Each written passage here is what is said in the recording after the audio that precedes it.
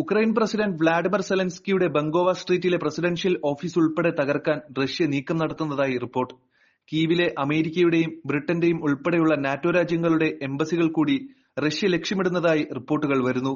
അമേരിക്കയുടെ ചാര ഏജൻസിയായ CIA ആണ് ഇത് സംബന്ധിച്ച മുന്നറിയിപ്പ് നൽകിയത്.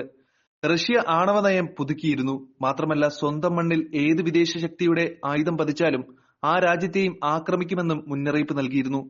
അമേരിക്കയും ഫ്രാൻസും ബ്രിട്ടനും ഉൾപ്പെടെയുള്ള അമേരിക്കൻ ചേരിയിലെ രാജ്യങ്ങൾ ഈ നിലപാടിനെ എതിർത്തു.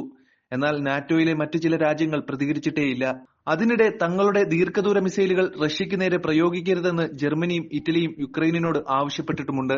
അമേരിക്കയുടെയും ബ്രിട്ടന്റെയും ദീർഘദൂര മിസൈലുകൾ പ്രയോഗിച്ചതിന് തിരിച്ചടിയായി റഷ്യ അവരുടെ ആവനാഴിയിലെ ഏറ്റവും പുതിയ മിസൈലായ ഒറഷ്നിക് എന്ന ഭൂഖണ്ഡാന്തര മിസൈലാണ് യുക്രൈനിലേക്ക് പ്രയോഗിച്ചത്.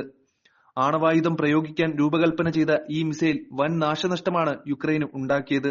അമേരിക്കയും ബ്രിട്ടനും യുക്രൈന് നൽകിയ സ്റ്റോം ഷാഡോ മിസൈലുകൾ ഉൾപ്പെടെ അടങ്ങിയ പ്രധാന വെയർഹൌസും റഷ്യൻ സൈന്യം ആക്രമിച്ച് തകർത്തിട്ടുണ്ട്. ഇതിനു പുറമെ നവംബർ 28-ന് റൊമാനിയയിൽ നിന്ന് യുക്രൈനിലെത്തിയ സ്റ്റോം ഷാഡോ മിസൈലുകൾ വഹിച്ച ആക്രമണത്തിൽ മുഴുവൻ ആയുധങ്ങളും നശിച്ചു. കഴിഞ്ഞ ഒരാഴ്ചയ്ക്കിടെ റഷ്യൻ സായുധസേന ഹൈടെക് ആയുധങ്ങളും ഡ്രോണുകളും ഉപയോഗിച്ച് 32 ആക്രമണങ്ങളാണ് നടത്തിയിരിക്കുന്നത്. ഇനി കീവിനെ പ്രധാന ലക്ഷ്യമാക്കാനാണ് റഷ്യൻ സൈന്യം ശ്രമിക്കുന്നത്. റഷ്യ ലക്ഷ്യമിടുന്നത് യുക്രൈൻ പ്രസിഡന്റിന്റെ താവളം തന്നെയാണെന്നാണ് മാധ്യമ റിപ്പോർട്ടുകൾ പറയുന്നതും. ഡൊണാൾഡ് ട്രംപ് അമേരിക്കൻ പ്രസിഡന്റായി ചുമതലയേൽക്കും മുമ്പ് തന്നെ യുക്രൈൻ പ്രസിഡന്റിന് നേരെ റഷ്യ ആക്രമണം നടത്തിയേക്കുമെന്ന റിപ്പോർട്ടുകളും അതിനിടെ പുറത്തുവരുന്നുണ്ട്.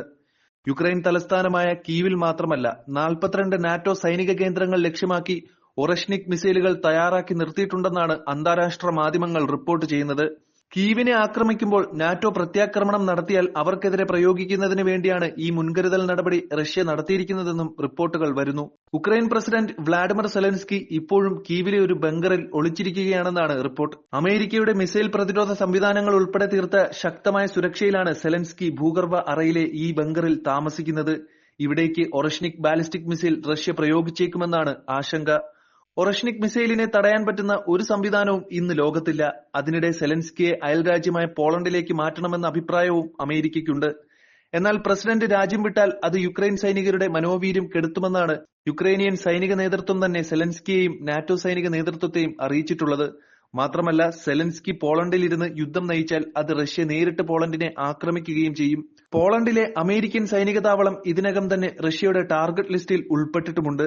ഈ അവസ്ഥയിൽ സെലൻസ്കിയെ സ്വീകരിക്കാൻ മറ്റ് നാറ്റോ രാജ്യങ്ങളും യൂറോപ്യൻ രാജ്യങ്ങളും വലിയ താൽപര്യം കാണിക്കുന്നില്ല.